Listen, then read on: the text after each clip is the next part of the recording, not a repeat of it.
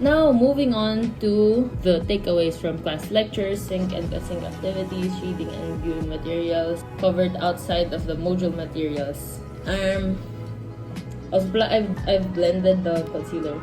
Next, I'm gonna do my foundation, which is this one from Bare and Bliss. From this thing, it was given to me by this girl, Slay. She's also getting ready.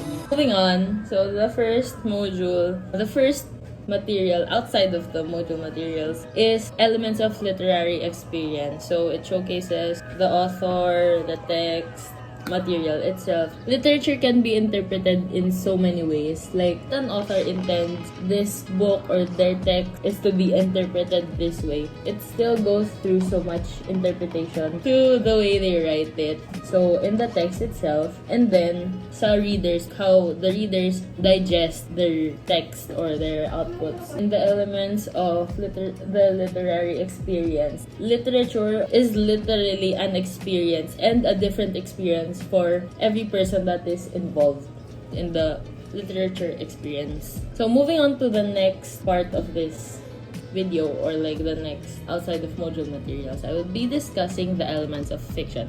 While doing that, I'm gonna do my blush. So this blush is from Caroline. It's a multi-pot. Plus, I'm gonna be doing a lot of this. I'm gonna be setting it with like face powder. Anyway, moving on to the elements of fiction. So it's the character, dialogue, language, setting, plot, etc.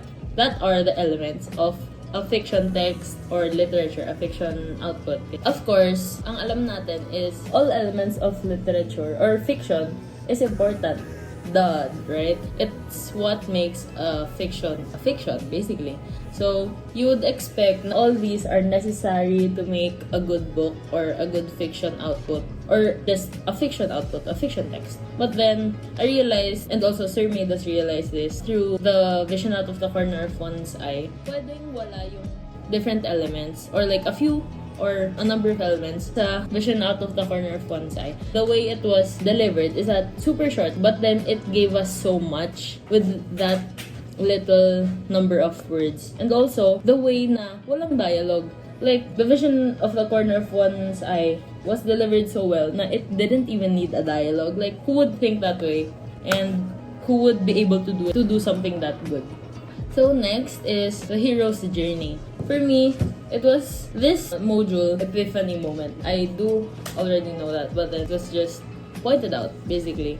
Oh, also I'm setting my face now with the Fit Me powder. Yeah! A hero's journey, or all the hero's journeys are the same. It has a sequence, it has a formula, basically. So that formula is what's followed by authors or writers of fiction, books, or texts that have heroes in them.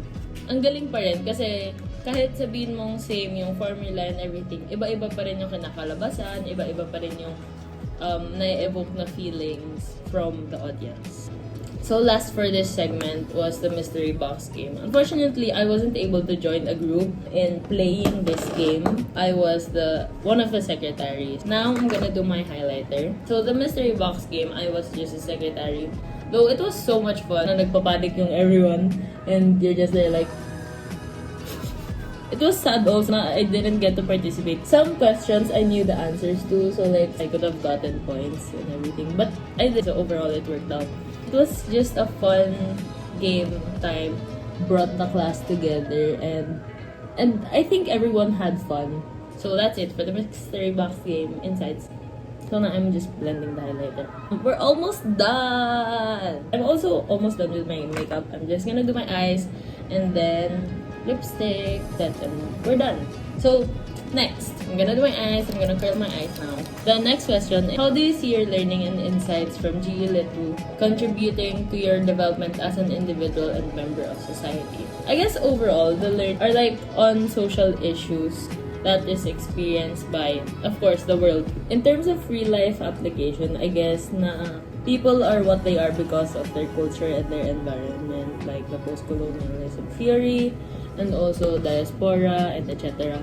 But in terms of the literature part of the subject or the course, I really enjoyed reading. I actually do enjoy reading before, but then I usually stick to like one or two genres, which is romance and YA, which can be combined actually, I guess. This course taught me to read more text in different genres, and the takeaways that I got from those books or videos even are something that I would only get from those texts that are not really in my comfort zone when reading text or like dabbling into literature and art.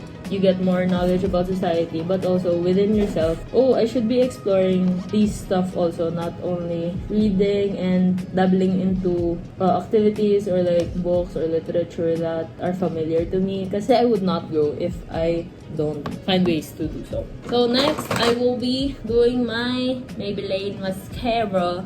Even after my academic life in DLSU, course would enable me to, as I've said, it would help me understand people better and learn to connect with them better. And I get to read more books and more text, which I love doing, honestly. After college, this would benefit me in law school. It would help me in my reading habit, since I've heard that law school requires a lot of reading. But also, literature helps me relax and go into a different world. It will help me both in my academic and personal life in terms of enjoyment in reading. That is all for the required question. For the additional insights and comments I wish to share, I would just mix it with my conclusion. All in all, this course enabled me to learn so much about society, the world, literature, and myself. The texts were eye-openers. Most of the texts were not an easy read. It was kinda cool to learn new stuff from new different genres and like.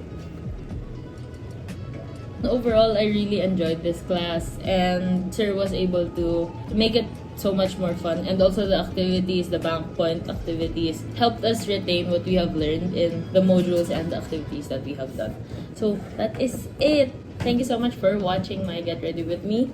And this is the final look. That's it. Thank you.